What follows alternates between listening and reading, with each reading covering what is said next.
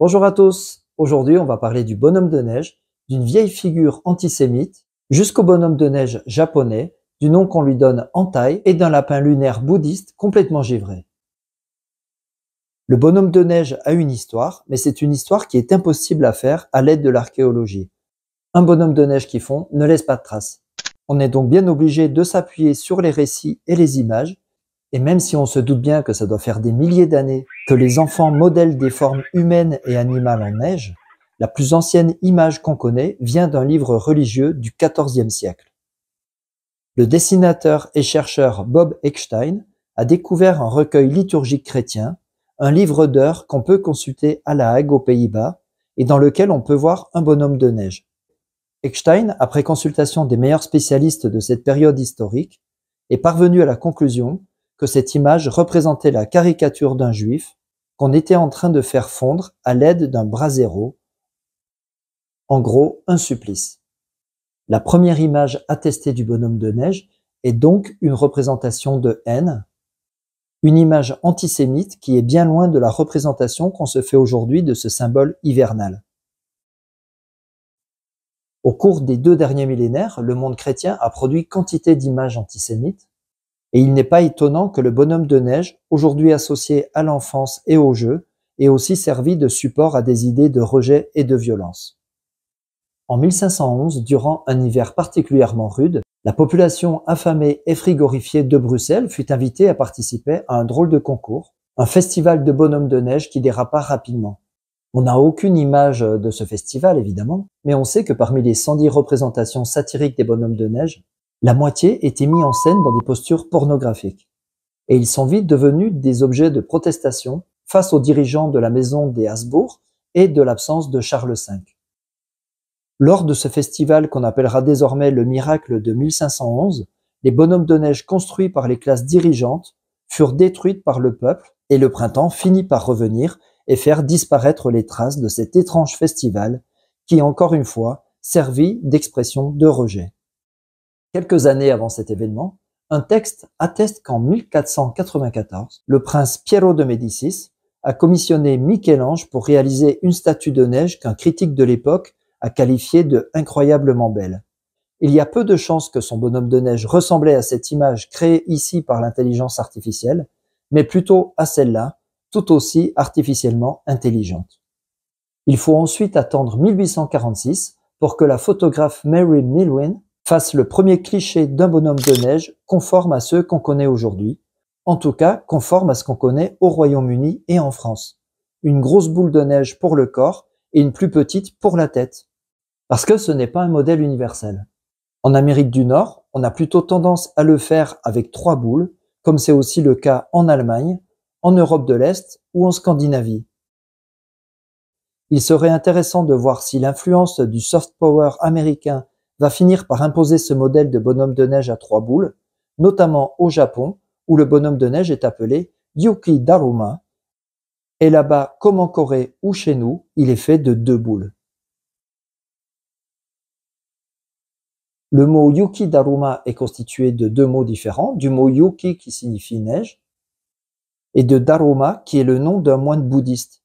Je reviendrai un jour sur ce personnage qui est un moine d'origine persane ou indienne, un moine bourru aux yeux bleus qui s'appelait Bodhidharma. C'est lui qui est le fondateur du bouddhisme Chan chinois qui va donner le zen japonais. C'est lui qui va être représenté sous la forme d'une figurine en papier mâché, une figure qu'on va retrouver dans celle du bonhomme de neige, qui progressivement va perdre son lien d'origine avec ce moine bouddhiste. Seul son nom rappelle encore son origine spirituelle. Depuis l'époque Edo, on trouve des estampes japonaises qui représentent ce Yuki Daruma, qui lui aussi, comme le bonhomme de neige, est associé à l'enfance, mais aussi au divertissement des adultes, des hommes comme des femmes.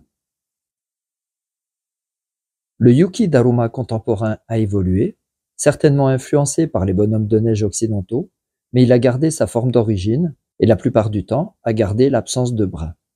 C'est flagrant dans le grand festival de Sapporo, durant lequel on peut voir des milliers de Yuki Daruma sans bras qui marquent leur filiation avec la figure spirituelle de Bodhidharma. Et ce qui est étonnant avec ces sculptures de neige, c'est l'omniprésence de la figure de l'homme, jamais de représentation d'enfants ou de femmes ou presque, et l'absence quasi totale d'animaux. Au Japon, on a néanmoins une petite représentation de lapin blanc en neige, attestée par des peintures depuis au moins le XVIIIe siècle. Une petite boule de neige à laquelle on ajoute 2 petites baies rouges pour représenter les yeux, qui est le thème de cette peinture qui s'appelle « Peindre les yeux du lapin de neige ».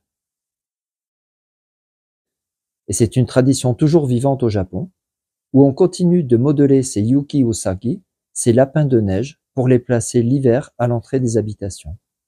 Le problème, c'est que ce lapin était absent au Japon jusqu'à son introduction au début du XXe siècle, et que cet animal qui est traduit par le mot lapin est en fait un lièvre.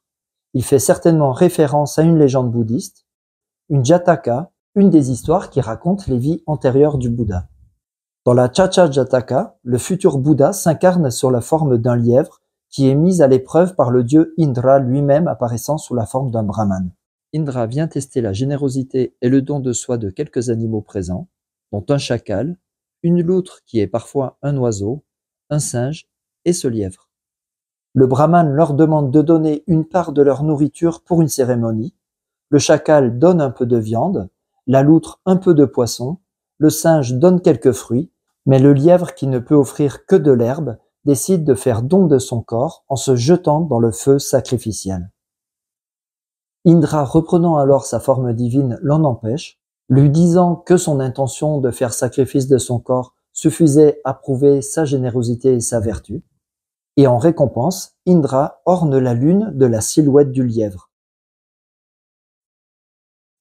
Cette image lunaire du lapin ou du lièvre se retrouve dans différentes parties du monde, dans la mythologie aztèque, comme dans la mythologie chinoise, mais aussi dans les mondes indiens. Et un peu partout, le lièvre est considéré comme un mystique solitaire en opposition au lapin qui vit en communauté à l'image des moines. En sanskrit, le mot lune se dit Chandra, et c'est lui qui a donné son nom à la province et la ville thaïlandaise de Chantaburi, dont le symbole n'est pas la lune, mais ce lièvre lunaire qui lui est associé.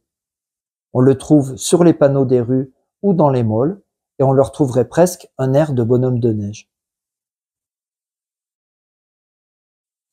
Alors en Thaïlande, il n'y a pas de neige, donc il n'y a évidemment pas de bonhomme de neige, mais on connaît le concept et on a un mot thaï pour ça. Le mot Tutka Hima est composé du mot thaï Tutka qui signifie poupée et de Hima qui est emprunté au sanskrit Hima qui signifie neige.